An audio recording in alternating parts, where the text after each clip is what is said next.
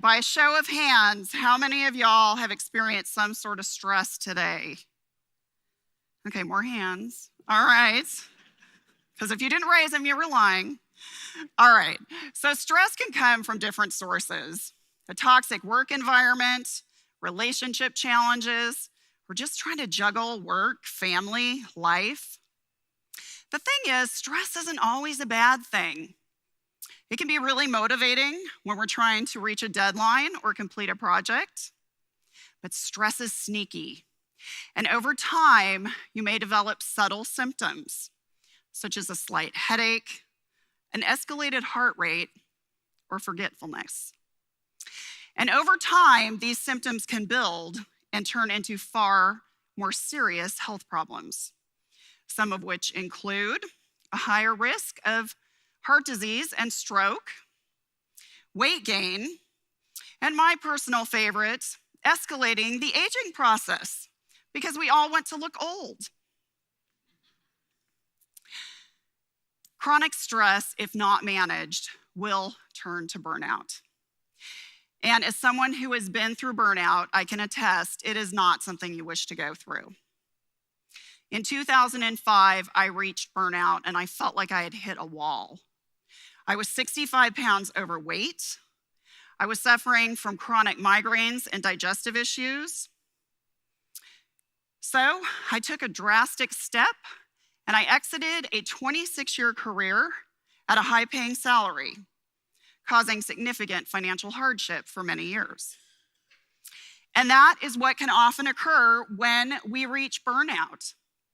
In a moment of desperation, we make a drastic decision that is not only painful, but can be very difficult to overcome. So this evening, I would like to walk you through a technique that can help you manage stress and other negative emotions in the moment by developing your mental fitness.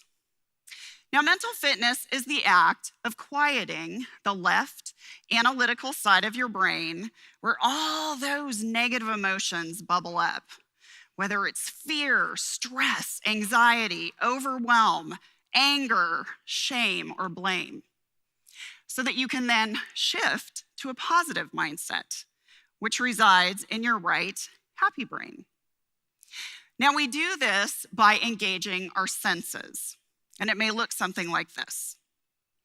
So imagine, if you will, that you are looking at something so intently that you see colors, shapes, textures, possibly a reflection in the surface.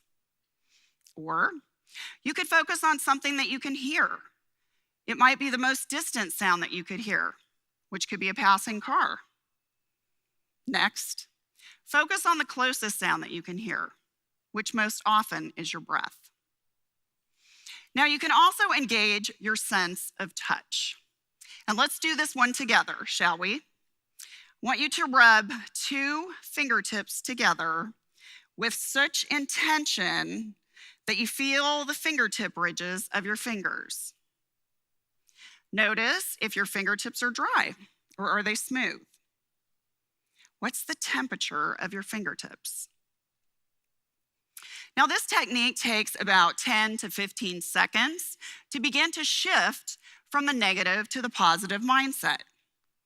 And studies have shown, using MRI technology, that when we shift from the negative to the positive, our brains visibly change.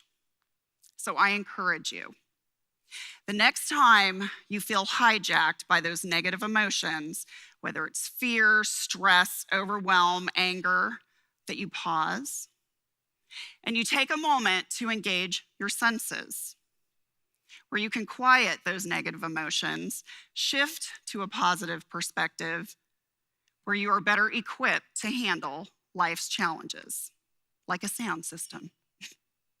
Have a great evening.